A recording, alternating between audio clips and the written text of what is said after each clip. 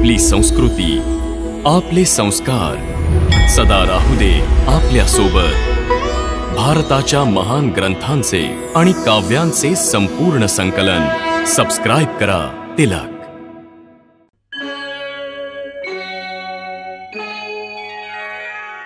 केवळ बुद्धीवर विश्वास ठेवण्यात देखील धोका आहे। ते अशासाठी कारण विनाश काळ येताच मनुष्याची बुद्धी देखील भ्रष्ट होते। अर्थात जेव्हा विपरीत समय येतो तेव्हा मनुष्याची स्वतःची बुद्धीच त्याला चुकीच्या मार्गाने घेऊन जाते।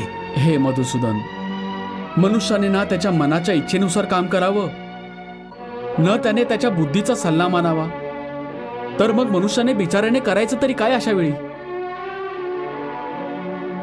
अशा स्थितीमध्ये आपल्या प्रवृत्तीच्या विरुद्ध कुणी कसं काय जीवन जगावं मग? हे मधुसूदन, मुक्ती आणि मोक्षाच्या मार्गाने जाण्यासाठी कुणी मनुष्य त्याची प्रवृत्ती कशी बदलू शकतो? याचा एखादा उपाय असेल तर मला सांग। प्रवृत्ती बदलण्यापूर्वी हे जाणून घेणं आवश्यक आहे की प्रवृत्ती बनते तरी कशी।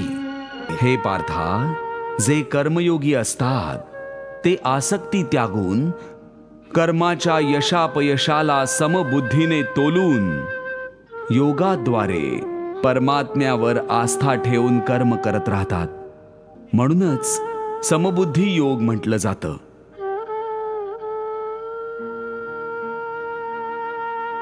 हे पार्था, ईश्वराला समर्पण करण्याच्या भावनेतून केलं गेलेलं कर्म फलप्राप्तीच्या कामनेने केल्या गेलेल्या कर्मापेक्षा कितीतरी पटीने अधिक श्रेष्ठ आहे। ज्ञानी पुरुष कर्मफळाची आशा न धरताच समबुद्धी योगाद्वारे कर्म करत राहतात आणि पाप पुण्य आदी भावनांपासून मुक्ती मिळवतात।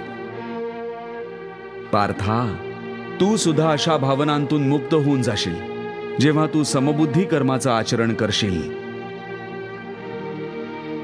पार्था, एक गोष्ट लक्षात ठेव, फळाच्या वासनेने फळावरच दृष्टी ठेवून कर्म करणारा सकाम मनुष्य उत्तम कर्म करून सुद्धा कर्मयोगी होऊ शकत नाही। अशा मनुष्याला प्रसिद्धीसारखे लाभ प्राप्त होऊ शकतात, परंतु त्याला परमात्मा आणि शांतता प्राप्त होऊ शकत नाही।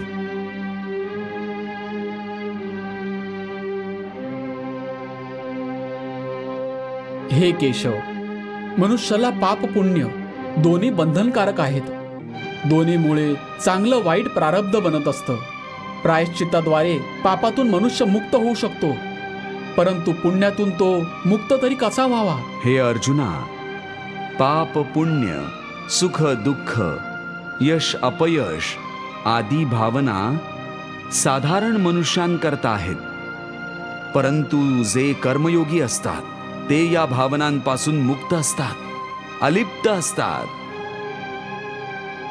कर्मयोगी त्यांच्या अंतरात्म्याच्या आवाजाला परमात्म्याचा आदेश मानून आचरण करत असतो।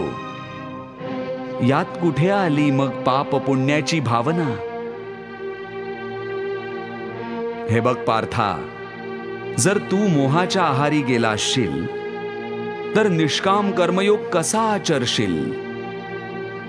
तुझ्या बुद्धीवर जे मोहाच्या अंधकाराचं पटल ओढलं गेलंय त्याला ज्ञानाच्या प्रकाशाने बाजूला कर आणि तुझ्या बुद्धीला मोहाच्या दलदलीतून बाहेर काढ।